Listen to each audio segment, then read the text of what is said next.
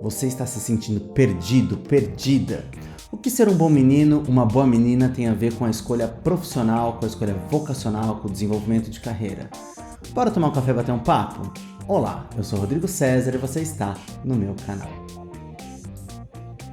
Para quem está chegando agora, boas-vindas. Para quem está retornando, boas-vindas novamente. Eu sou psicólogo da abordagem da psicologia analítica e também sou ator e dramaturgo. Por isso que aqui no canal a gente sempre fala sobre arte, cultura e comportamento. Então aproveita para se inscrever no canal, já deixa o like da confiança e tem novidade chegando em breve. Meu site está para ir ao ar nos próximos dias, então fica ligado. Bom, eu saí sondando com algumas pessoas que tema que eu poderia trazer aqui para o canal, que eu gosto muito de fazer isso, inclusive vira e mexe, eu faço uma caixinha de perguntas no Instagram de psicólogo sobre isso, né, porque eu tenho 2 Instagrams, o que apareceu aqui, que é o RCesarC, mas eu vou colocar agora aqui também o de psicólogo, que é o Rodrigo César Psi. Bom, eu abri uma caixinha de perguntas, às vezes eu sondo com algumas pessoas também diretamente, por isso que rede social tem aquela coisa de a gente conversar de pertinho, né? E 2 pessoas ao mesmo tempo, quase que simultaneamente, me falaram síndrome do bom menino. E eu fiquei pensando, bom, síndrome do bom menino, né, tem a ver muito com a questão da população LGBT, que é IAP+, principalmente com os homens gays, assim que essa síndrome é descrita, né, mais voltada para essa questão. Mas eu achei que a gente podia fazer uma ampliação, né? A gente pegar esse arquétipo do bom menino, da boa menina, né? E ir além da questão da população LGBTQIA+, tá? Isso não é uma apropriação, mas sim a gente ampliar uma faceta do arquétipo, que eu acho que acaba ficando até mais generalizado para a maioria das pessoas, né? Bom, o que é a síndrome do bom menino, né? Ela geralmente está descrita para homens gays que cresceram, né, tendo que agradar as pessoas e justamente para não sofrer mais bullying, né, acabam evitando a violência de que forma? Aceitando e fazendo aquilo que os outros querem, aquilo que os outros propõem. E se a gente parar para pensar, né, esse arquétipo, né, arquétipos são formas e formas universais de comportamento, né? Então a gente poderia dizer assim que o amor é um arquétipo, mas ele tem diversas facetas. Mãe também é um arquétipo, né? Ser mãe é um arquétipo e tem suas diversas facetas e por aí vai. Assim como também esse bom menino, que a gente pode colocar aí, né? Até o latim, né? Puer, né? A gente trazendo esse lado aí do puer, a Eternos, da Von Franz, né, que descreve tão bem no livro Puer a Eternos, a luta do adulto contra o paraíso da infância. Mas a gente pode pegar aí, se apropriar desse termo, né, do Puer a Eternos, a gente pegar o Puer e trazer para essa criança adulta, no caso, né, já adulto, né, e também isso é ao longo da vida, né, vai se construindo, na verdade, né. A gente pensar nessas pessoas que são bons meninos, boas meninas, bons menines, né? Por quê? As pessoas, às vezes, elas estão dentro de um ambiente, né, que é muito opressivo, ou muito autoritário, muito austero. E a criança aprende desde cedo, né, a driblar isso fazendo o que o outro quer. Então são pais e mães, ou até avós, tios, né, uma pessoa que tem uma grande influência na vida dessa pessoa, acaba o quê? Influenciando de maneira negativa, né? Como assim negativa, né? Eu estou fazendo de tudo para colocar meu filho no bom caminho, né? Estou querendo que minha filha seja exemplo, seja estudiosa. Sim, mas o que está por trás desse combo, né? Porque quando a gente coloca bom menino, boa menina, a personalidade se dilui, né? Como que é isso, né? Ou melhor, a personalidade não, né? A identidade, melhor dizendo, se dilui, porque aquela pessoa passa a viver a vida não vivida ou mal vivida dos pais. Essa frase é do meu querido Valdemar Magaldi, né, meu professor, né, meu mestre querido Valdemar Magaldi, fundador do IGEP, né, o Instituto Jungiano de Ensino e Pesquisa. E quantas vezes a gente não se depara na nossa própria história, né, pedindo um palpite, um conselho para uma pessoa, e a pessoa fala e a gente às vezes nem reverbera aquilo aqui dentro, nem reflete sobre aquilo e já sai seguindo, fazendo aquilo que as pessoas falaram pra gente, mas muitas vezes tem um agravante. Se a gente não faz aquilo porque aquilo não tem a ver com a pessoa fica chateada, ou faz represália, faz chantagem emocional, né? E muitas vezes essa pessoa que cresceu dentro de um ambiente assim, né, vivendo a vida dos pais, né, tendo pouco espaço para a própria identidade, para o desenvolvimento da própria identidade, chega na vida adulta e tá o quê? Perdida. A pessoa tá mega perdida. Por quê? Quem ela é? Para onde ela vai? Porque não tem ninguém orientando. E mesmo que tenha alguém orientando, muitas vezes essa orientação vai contra aquilo que a pessoa quer, porque cria-se uma expectativa acerca da vocação, né? Aí elegem-se algumas profissões como sendo as melhores, como as mais seguras, né? Então tem que ser um profissional XYZ, né? Tem que ser... Aí o pessoal acaba escolhendo várias profissões que tem muitas vezes como forma de contratação aí a CLT, né? Então essas são profissões que muitas vezes despertam desejo nos pais, para os filhos terem segurança. Aí você olha a história dos pais, ou eles seguiram esse caminho, se distanciando de uma vocação, né, de um chamado interior, daquela aptidão, daquela voz interior, daquele desejo para aquela área, e acabam abrindo mão em detrimento do dinheiro, é uma realidade social que a gente precisa lidar, mas a gente pode repensar formas de reverter isso sim, porque senão a gente deprime, né? Ou a gente acaba reproduzindo um padrão e a gente fica seco, né? E aí a gente quer impor para as outras pessoas que o nosso caminho acaba sendo melhor, sendo de adulto, mais seguro, né? Então, quantas pessoas não são levadas a pensar aqui no nosso país que concurso público, né, acaba sendo uma das melhores opções? Quantas vezes as pessoas não querem uma segurança, tem uma profissão que até é autônoma, né? Por exemplo, psicólogo. Psicólogo, geralmente no consultório, né? Muito provavelmente esse psicólogo é autônomo, né? Quantas vezes a pessoa tem essa formação e pensa assim, não vou. Ou vai para outro caminho, ou acaba escolhendo uma área complementar, né? Acaba escolhendo, sei lá, o RH, o hospital, mas a pessoa não tem vontade, não tem tesão daquela área. Ela vai para onde? Né? Para aquilo que ela não quer. E ela acontece o quê? Deprime. Ou se sente perdida porque quer dar um passo rumo àquilo que ela gosta de fazer e não tem coragem, porque tá um monte de gente ali desestimulando em função de uma fantasia que se foi criada, né? Se foi criada ali naquela família. E aí muitas vezes querem que os filhos sigam a profissão dos pais. Por isso que está vivendo a vida não vivida ou mal vivida dos pais. Seja porque está vivendo a vida, a profissão que é dos pais, ou dos tios, ou dos avós, ou ainda, né, vivendo essa história de busca eterna pela segurança, que a segurança não existe. Né? Eu acho o máximo, né, as pessoas chegarem para mim no consultório sempre, né, e falarem assim, até queria psicologia, mas não dá dinheiro. Aí eu paro e penso, a pessoa acha que eu vivo do quê? Né? Então, assim, sabendo administrar, sabendo fazer a administração do consultório, sabendo fazer o marketing, sabendo investir na profissão para ter esse retorno, né? E não necessariamente eu estou falando de publicidade, né? Mas saber investir no conhecimento, isso se reverte, né, para a conduta terapêutica, para a qualidade de trabalho dos nossos pacientes, que vão nos indicar, porque o melhor marketing na nossa profissão muitas vezes é o boca a boca. Porque as pessoas, às vezes, elas chegam pra gente, né, querendo saber preço, né? Aí eu falo, é valor, né? Qual o valor da sessão, né? E tem pessoas que vão, infelizmente, pela questão financeira, né? Dentro do código de ética, tá autorizado a gente até a fazer uma adaptação do valor para consulta, né? E muitos profissionais, nem todos, né? Muitos profissionais fazem isso. Né? Porque a gente na psicologia analítica, a gente pensa muito no seguinte, né? Que a terapia ela vai fluir muito quando tem o vínculo, quando tem uma identificação com aquele profissional, com o estilo daquele profissional. Por quê? A personalidade do terapeuta é o principal fator, como diz o Jung, né? O principal fator para o processo terapêutico. Né? Porque o afeto no vínculo, né? ele é curativo, como diz a Anísia da Silveira, né? Que é uma psiquiatra brasileira que revolucionou, né, a psiquiatria com arte-terapia e tudo mais, né, bem conhecida. E quantas vezes, né, a gente se depara, né, para quem é colega de profissão sabe, né, que a pessoa muitas vezes ela está sondando pelo valor, onde ela pode ter melhor vantagem financeira. E muitas vezes aquele encontro entre duas pessoas não vai ser tão produtivo, né, porque não tem uma identificação. Né? Então, assim, nós profissionais, da psicologia, e pegando aí como exemplo, né, ou como uma vivência compartilhada, né, porque a gente não é exemplo de nada, mas como uma experiência, compartilhando uma experiência, o quanto que às vezes, né, a gente também entra nessa história porque a gente acredita que a profissão pode não ter essa segurança.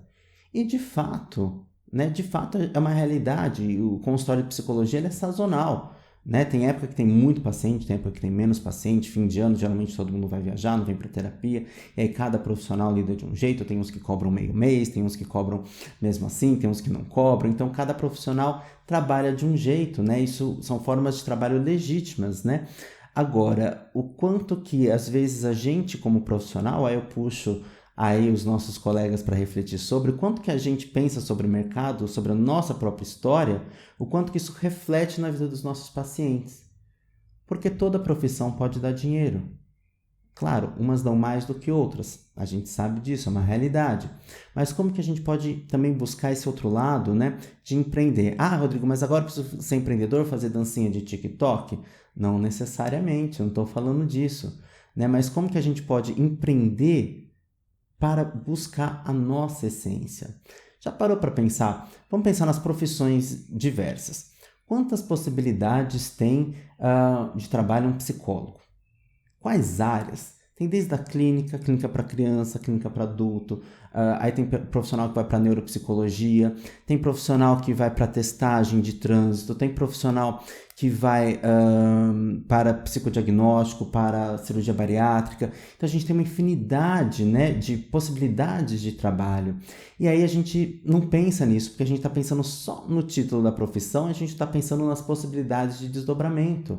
Né? Vamos pensar também em dentista? Esses dias chegou para mim uma pessoa que falou que quer ser odontopediatra. Achei lindo, né? Porque geralmente as pessoas querem ser dentistas, né? Cirurgiões, e aí tem suas variações, mas odontopediatra porque ela tem uma história, né? Onde ela vivenciou uma situação que ela observou essa história e ela curtiu demais e falou assim, é isso, quero trabalhar com isso, né? A partir daí a gente tem uma série de desafios. Né? E quais são esses desafios? Né? A própria formação, a inserção no mercado de trabalho, todas essas questões que sim, assombram todos nós, porque não basta ter uma profissão que teoricamente dá mais dinheiro se a pessoa não souber lidar com a inserção, né, dela mesma no mercado de trabalho. E claro, existem profissões que a gente sabe que o mercado é muito mais abrangente, muito mais receptivo, muito mais aberto, tem muito mais possibilidade, mas que isso não seja maior do que a nossa vocação, do que o nosso caminho interno. E aí a gente tem que, muitas vezes, enfrentar a questão do mercado, enfrentar a questão da família, né? Mas o principal de tudo é essa busca, né, pela nossa essência, né? Porque essa se dilui com tanto de cobrança, com tanto de palpite, com tanto de ideia. Nossa, eu tive uma ideia para você agora. Essa ideia vai ser sensacional, né? E aí a pessoa com medo, né, de contrariar outra pessoa acaba aceitando. Né? Ou então busca formas, né? Porque de repente são pessoas que estão assim muito ligadas afetivamente a outra pessoa e aquela pessoa tem um caminho que ela já está decidida, mas a gente faz o quê? A gente busca se adequar ao plano daquela pessoa. Isso também não é tão legal, porque apesar do amor, da afetividade, do vínculo ser importante, né, a gente precisa sim buscar a nossa essência e não é fácil, né? Então vamos olhar para a nossa história, né? O quanto que de repente, né, a gente buscando ser um bom menino, ser uma boa menina, a gente buscou trilhar um caminho bacana, né? E não teve um quê de rebeldia, de questionar e foi aceitando um monte de coisa. Esses dias eu soube de uma história, né, onde profissionais, né, de uma determinada categoria profissional estão trabalhando num ambiente de trabalho onde todos precisam são autônomos, mas precisam prestar muitas contas, né, para a pessoa que é a dona do lugar. Né? E me parece assim uma situação que estão reféns, né? Porque até o acesso a essas pessoas é complicado, né? Porque ela precisa intermediar isso, né? É uma coisa muito ruim. Então, assim, o quanto que a gente acha também que a gente não é capaz e precisa ficar o quê? O tempo todo pedindo, né, essa validação, essa aprovação das outras pessoas, né? Porque quando a outra pessoa aprova a gente, quando a outra pessoa valida a gente, quando dá aquela palavra de afirmação, a gente é quem? O bom menino, a boa menina. Né? Esses dias eu brinquei assim, falei assim, isso daí tá parecendo o arquétipo do grande tonto, o arquétipo da grande tonta, que não existe, obviamente, né? Mas quantas vezes a gente é, vamos dizer assim, meio tonto, né? Não existe isso, né? Mas, oficialmente, né? Mas quantas vezes a gente é meio tonto, né? E aceitando tudo que os outros colocam pra gente. Por quê? Porque a gente tá inseguro. E a gente precisa trabalhar quem dentro da gente? A nossa segurança. E começar a olhar para as nossas questões, o que ficou para trás, desejos que ficaram para trás, que a gente deixou morrer, né? Deixou para trás porque outras pessoas falaram que aquilo não era bacana. E quantas vezes a gente chega lá na metanoia, na crise da meia-idade, temos um vídeo aqui no canal sobre isso, inclusive é o vídeo mais visto. Quantas vezes chega-se na metanoia, né, nessa crise da meia-idade, deprimido, com depressão, porque a vida perdeu sentido. E às vezes não é só lá na frente, na meia-idade, é cedo, porque perde-se o sentido. Então eu fiz um curso, esse curso eu gosto, mas não gosto ao mesmo tempo, só concluí o curso, mas não me vejo trabalhando nessa área. Então, vamos pensar. Por que eu quis de primeiro lugar? Quem me colocou nesse lugar? De repente fui eu mesmo. Se fui eu mesmo, vamos tentar lembrar a centelha que levou a gente para essa situação? Será que essa centelha foi apagada de alguma forma porque outras pessoas colocaram uma visão complicada sobre a profissão? Ou ainda mesmo eu achei que era muito complicado sobre aquilo e acabei eu mesmo apagando? Porque a gente, na nossa trajetória profissional, né, a gente vai se deparar com o quê? Com a autonomia, né? Não com o ser autônomo, não só isso, mas com a autonomia. O quanto que a gente também é responsável pelo desenvolvimento de carreira. E isso não é meritocracia, porque esse canal, como eu sempre digo, é contra a meritocracia. Mas o quanto se apropriar daquilo que é meu, né? Eu me aproprio, é meu, ninguém tira. E agora eu vou buscar meios de resolver isso. Nem sempre vai ser fácil. Aliás, a maioria das vezes não é fácil, a gente sabe disso. Mas se a gente não corre para isso, a gente abre uma dívida com a gente mesmo. E também a gente tem que olhar para a nossa história, para a nossa biografia, né? Buscar olhar para a nossa biografia e falar assim, nossa, que saberes que eu tenho que eu posso integrar? De repente, né? Eu gosto muito, sei lá, de psicologia e teatro. No meu caso, eu mesmo sou ator e dramaturgo e psicólogo. E aí eu fico pensando, como que eu uno as três coisas? Se a gente pensar num trabalho de ator, bacana. Tem lá o Stanislavski, né, que é a preparação do ator, né, de trabalho de ator. Stanislavski, ele sempre fala da questão psicológica do ator, mas o dramaturgo também pode pegar e desenvolver peças com questões psicológicas. Basta ver o Nelson Rodrigues, dramaturgo brasileiro, que amava a psicanálise, e muitas das questões da característica dos personagens são baseadas em questões de personagens com questões inconscientes, né? Com repressões, né? Ali com recalques. Mas, e o inverso? Bom, a gente sabe que para o Jung, né, os arquétipos, essas formas e formas universais de comportamento, né, estão dentro do inconsciente coletivo. Mas como que a gente sabe disso? Através, né, dos personagens, dos mitos, dos contos, lendas e afins. Só que não é só, quando eu falo mitologia, não é só Grécia Antiga, Roma, não. Qualquer mitologia, qualquer história, inclusive contemporânea. Né? Temos aqui no canal, a gente tem aqui no canal também o vídeo, né, sobre a Macabeia, né, da Clarice Lispector, né, também um dos vídeos mais vistos aqui, vou deixar o link, né, onde eu falo sobre a questão, né, arquetípica, né, da pessoa que não se apropria da própria vida, né? Então, o quanto que a gente fica alheio, alienado.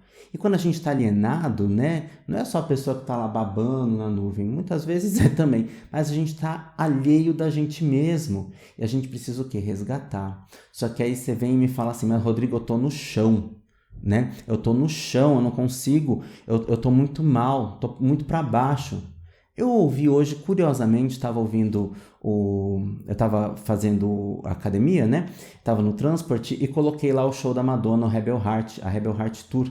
Por acaso, quem pergunta, né? Minha tatuagem aqui no peito é Rebel Heart por conta do CD da Madonna, Rebel Heart. A capa, né, do CD tem esse logotipo. Porque eu acho que a gente precisa de um pouco de rebeldia. E lá, certas tantas, a Madonna, ela correndo não, né? É a simulação de corrida, né?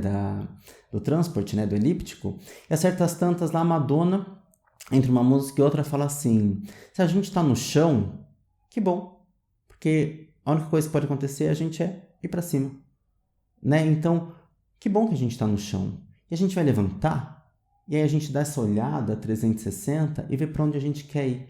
Só que a gente esquece disso, né? A gente esquece que a gente pode se apropriar da nossa vida. Por quê? A gente está inseguro, né? E quando a gente está inseguro, a gente precisa o quê? Dessa palavra de conforto que vem de fora e que nos direciona. Só que aí, às vezes, quem está do nosso lado? Essas pessoas que fizeram a gente viver a nossa vida mal vivida, né?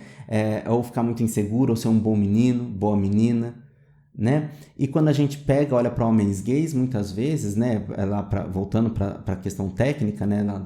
Da síndrome do bom menino, que não é uma questão de diagnóstico, de CID, nada disso, é só um termo para a gente exemplificar algumas características, né, de pessoas que acabam agindo dessa forma, né?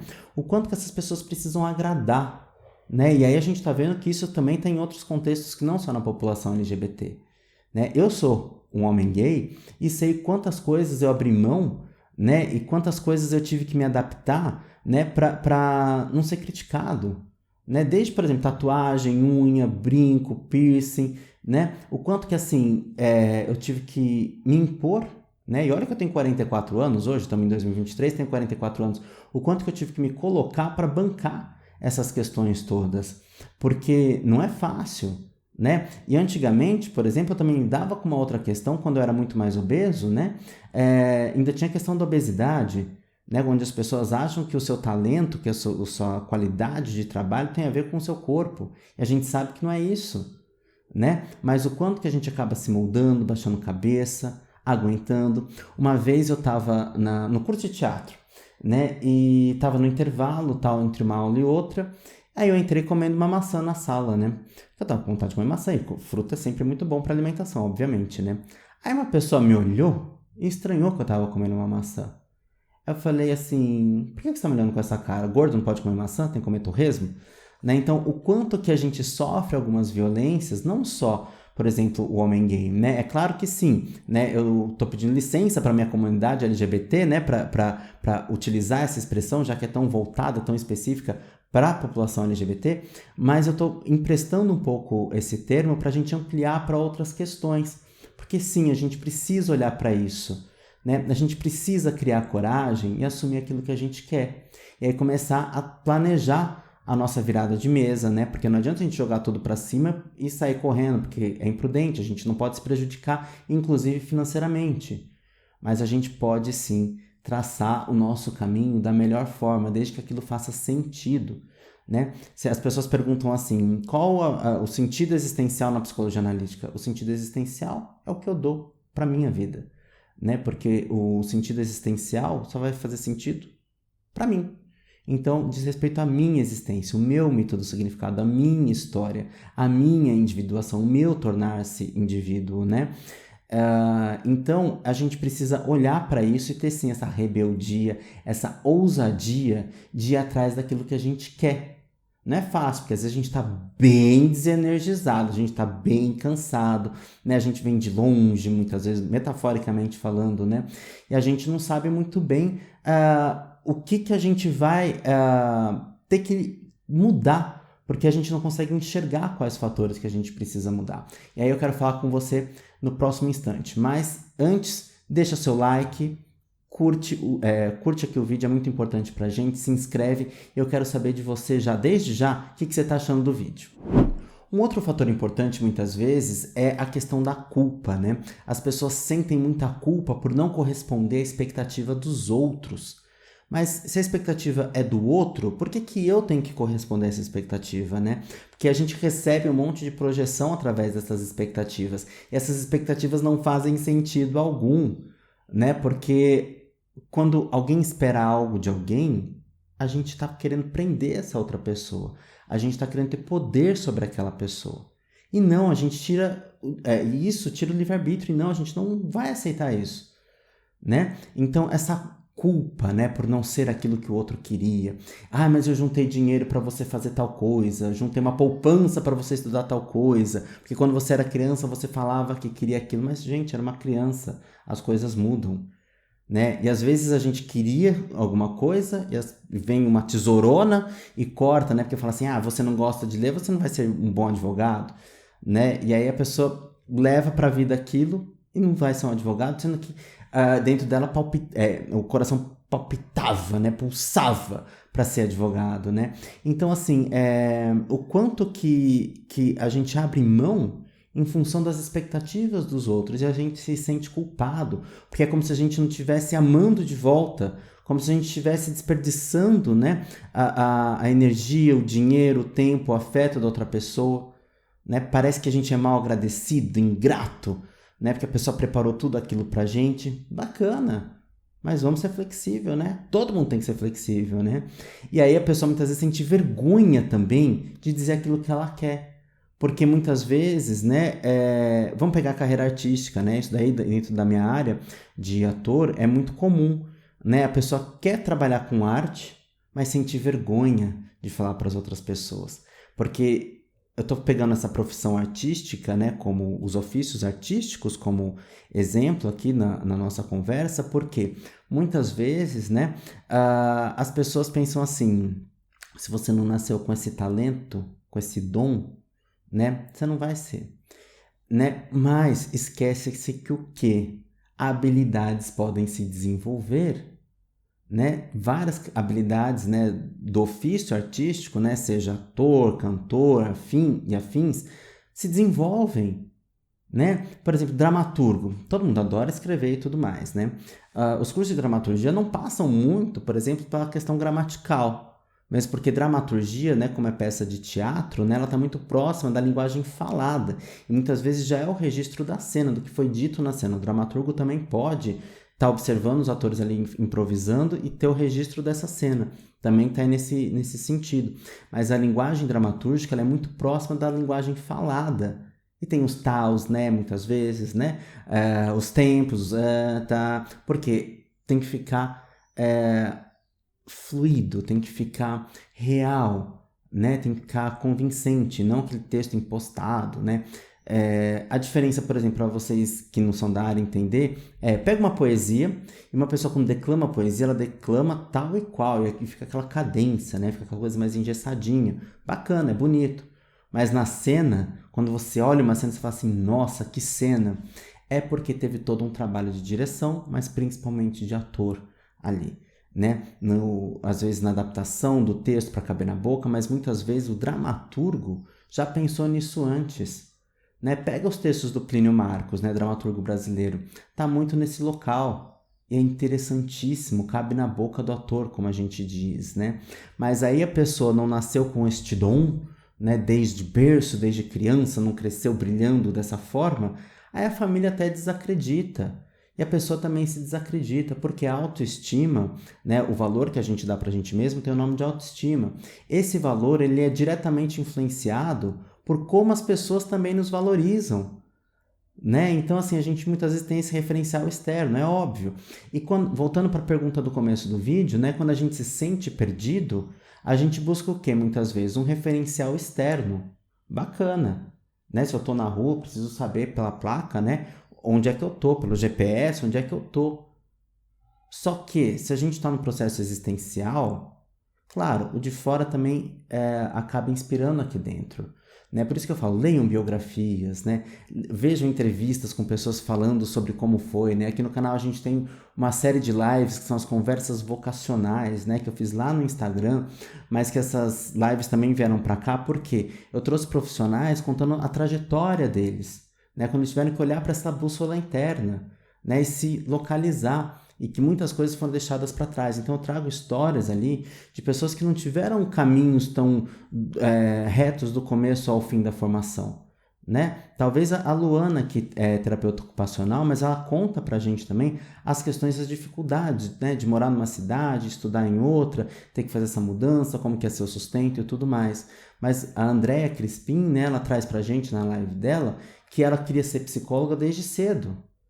E aí ela não tinha como fazer o pagamento da faculdade, então ela foi o quê? Arrumar um ofício para conseguir a renda para poder pagar essa faculdade. Né? Então, olha quantas histórias a gente tem aí, quantas possibilidades. né? E às vezes a gente pensa assim, eu quero ir para Manaus, mas eu quero um voo direto. Mas não, a gente às vezes precisa fazer escala. E a gente pode aproveitar bem esse caminho também. Só que a gente precisa fazer escala no mesmo voo, né? Eu posso ir até um tal lugar, sei lá, vou até Porto Seguro, aproveito a praia, depois dali eu pego um avião, vou para Manaus, não sei, estou inventando aqui. Mas vamos levar isso para a vida, né? E vamos entender que muitas vezes a vida também coloca sincronicidades no nosso caminho, onde às vezes a gente quer muito um caminho, tudo dá errado, né? E a gente para e pensa, será que também a gente não pode entender isso de uma outra forma? Será que é para eu ir por ali também? Será que eu não estou prestando atenção num outro caminho? Não estou romantizando a meritocracia, nem as questões de que eu preciso me esforçar para conseguir, né? Não, não é isso. Mas muitas vezes a gente também tem que confiar no processo da própria vida, no processo do próprio self, que muitas vezes nos levam. Né? O self, né, como diz o Valdemar, o Jung também, né, o processo da crise, ela é dolorosa, né? Toda crise é dolorosa, mas essa crise, ela traz para a gente a possibilidade de olhar para si e rever caminhos, né? Então, assim, o quanto que esse caos, muitas vezes, a gente precisa buscar essa ordem, né? E isso não é uma vez só na vida. Para quem está um pouco mais lá na frente na vida, né, sabe que várias vezes isso acontece, né? Então vamos olhar para isso, vamos buscar quem? O arquétipo da sabedoria dentro da gente. Vamos entender, vamos se apropriar. É nosso, ninguém tira, né? Se eu encontrei minha vocação, eu vou fazer ela acontecer. Como vai ser, não sei, mas meu objetivo é que aconteça da melhor forma e que eu conquiste os melhores resultados ao longo do processo todo. Às vezes eu já conquisto no começo, às vezes eu vou me espelhar em alguém que conquistou no começo e aí não é muito legal porque existem diversas questões, né, sociais, inclusive, a gente sabe disso, e não é só social também, é mercadológica também, né, e aí a gente usa aqui o arquétipo da criança. Mas qual criança? O bom menino? Não. O Puer também é o arquétipo, né, da criatividade, da curiosidade, da flexibilidade. E o quanto a gente precisa usar aí essas características para a gente realizar aquilo que a gente quer, né? Então, assim, vamos olhar para dentro. O que a gente quer? Mas eu não sei, Rodrigo, por onde começar. Então, vamos lá. O que você admira no dia a dia? Será que você usa o YouTube? Você é inscrita em alguns canais? Qual a temática desses canais? Será que dentro dessa temática desses canais tem uma pista de uma coisa que você admira, que você gosta muito, que você tem uma identificação? Por exemplo, gastronomia? Sei lá, eu tô no YouTube, mas eu sigo alguns artistas, sigo o Rodrigo, sigo outras pessoas, tal, mas eu também notei que tem um padrão. Eu sigo muitos canais de culinária, Mohamed, a Rita Lobo e outros, né? Será que eu tenho uma aptidão para gastronomia? Né? Será que eu quero isso? Será que eu me vejo, né, nesse ofício? Né? E aí eu vou fazer o quê? Buscar entender como que é a formação, né, da gastronomia, da confeitaria e por aí vai. Vou até uma escola, vejo, converso com pessoas, vejo entrevista dessas pessoas, né, falando sobre a própria profissão. Né? Então, quantas vezes, né, a resposta está debaixo do nosso nariz e a gente não vê? Estou citando aqui o YouTube, mas pode ser livros, pode ser uma série de coisas, né? Ou profissões onde eu vou em determinado lugar e admiro aquela profissão, gosto, acho aquela pessoa que ama aquilo, nossa, eu queria ser como aquela pessoa. Será que eu queria ser como aquela pessoa e também ter aquele ofício? Pode ser que sim. Então, vamos lá. Né? Então, aqui esse vídeo eu estou falando para pessoas que estão desde a crise, porque já tem uma profissão e não sabe para onde seguir, até outros caminhos da pessoa que nem sabe para onde vai, né? Nem sabe que caminho seguir mesmo, né? Do zero, não sabe, porque não tem nem uma ideia da profissão. Mas por quê? Foram recebendo essas projeções de diversas pessoas. Agora sim, já tenho uma profissão. Beleza. O que eu posso fazer com a minha profissão? Dentro das opções que eu tenho na minha profissão, o que eu posso fazer? Né? O que eu gosto de fazer? Lembrando, muitas pessoas vão para algumas áreas na profissão, né, como eu disse antes, pensando no dinheiro. É óbvio que precisa pensar no dinheiro, senão não ia buscar a minha pós em psicologia financeira, né? Finanças comportamentais. É óbvio que dinheiro é importante, né? Mas que isso não seja o único fator, ele tem que estar lá. Mas às vezes a gente cria uma fantasia de que aquele caminho é o mais rentável. pode até ser o mais rentável financeiramente, comprovadamente bacana, mas é a nossa saúde mental, que vai repercutir na nossa saúde física. Vamos pensar ao longo dos anos? Vamos pensar nisso?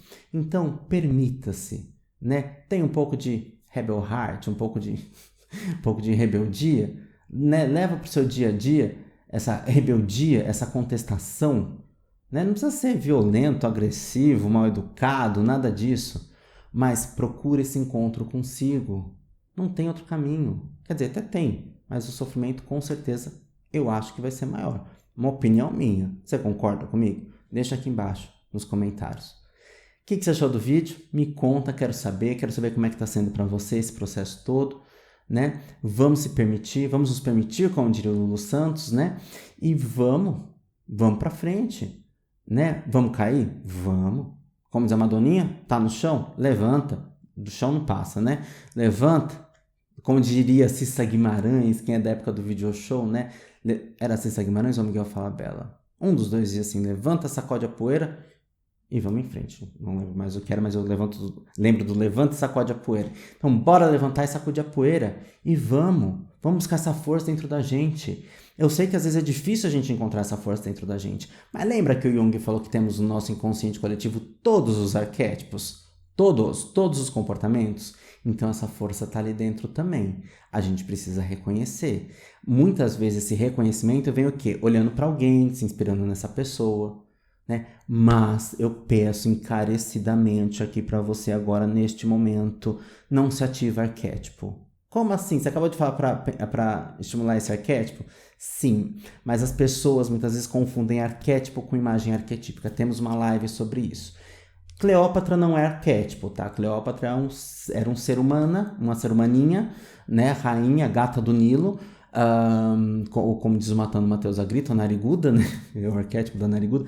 Mas pessoa não é arquétipo, então sereia também não é arquétipo, objeto não é arquétipo, bicho não é arquétipo, né? O arquétipo do leão, não. Né? O leão, você estaria o quê? Identificando algumas características humanas nele, né? Determinação, a liderança, a sagacidade, por aí vai. Né? O tigre e por aí vai.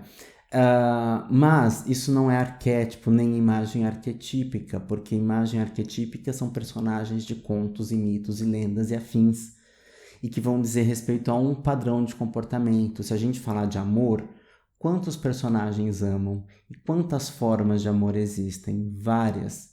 Né? E o povo quer o que lá? Botar Afrodite na capa do celular, uma que é uma imagem que foi desenhada, né? Porque uma que não existia foto, outra que não existia estátua, porque a Afrodite era uma deusa, né? Ali não era de carne e osso, mas, né? As pessoas pegam um desenho lá e botam ali na capa do celular e vão querer ativar uma que elas estão muito identificadas com aquela imagem, com o inconsciente de quem fez aquela imagem, né? E outra, a deusa do amor, a deusa do sexo, a deusa da beleza, Afrodite, né? A gatona lá da Grécia. A dona Afrodite, para quem conhece, sabe que a história dela não era tão bacana assim, né? Então, sabe que assim, apesar disso tudo, ela teve um casamento muito infeliz e por aí vai, né? Então, o quanto que essa identificação com essas imagens também nos distancia da gente mesmo. Arquétipo não é simpatia. Ai, amiga, tá fazendo arquétipo? Disse a outra na live, né? Amiga, tá fazendo arquétipo? Ninguém faz arquétipo. Os arquétipos todos estão no nosso inconsciente coletivo, todos os comportamentos. E a gente sabe deles através dos mitos, né? Então, quantas histórias tem com personagens vivendo dramas de amor, né? Questões de coragem, questões de mãe, de filho.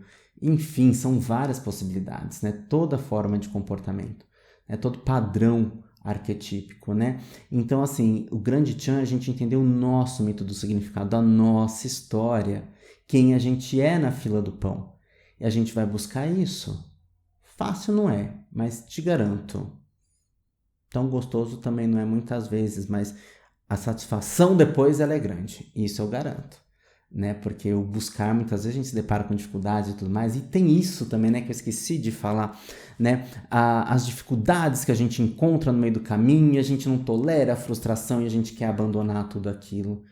Lembra, da mesma forma que a gente tem essa força arquetípica dentro da gente que a gente vai desenvolver, que a gente vai se inspirar, né, porque os mitos servem para quê? Não para a gente copiar, mas para a gente se inspirar e trazer para nossa realidade. né? Mitos, contos, histórias, enfim. O quanto que a gente também tem o arquétipo da perseverança ali, né? O comportamento da perseverança. E por que que a gente não usa, né? A gente fica preso no complexo ali, né? Porque quando o arquétipo está constelado de uma maneira negativa ali, chama-se complexo, né? Então, por que que a gente está preso nesse complexo de frustração, né? Vamos começar a diluir isso, né? Vamos olhar para as nossas projeções, inclusive, para as nossas expectativas. Porque a gente também é ser atuante no processo. Então, a gente também muitas vezes lança expectativas irreais e a gente se frustra e se sente perdido. Mas espera lá, vamos organizar isso, né? É sobre a nossa história, sobre a nossa felicidade, sobre a nossa autorrealização, principalmente, que a gente está falando aqui. E é isso que a gente vai buscar. Faz sentido tudo isso que eu estou falando? Quero saber de vocês. Comenta aqui embaixo, se inscreve no canal, manda para quem você acha que tem que mandar, salva, manda no WhatsApp, manda por e-mail, por onde você quiser mandar, mas manda. Isso ajuda bastante a fortalecer o canal, tá bom? Então é isso. Um grande beijo e até o próximo vídeo. Tchau!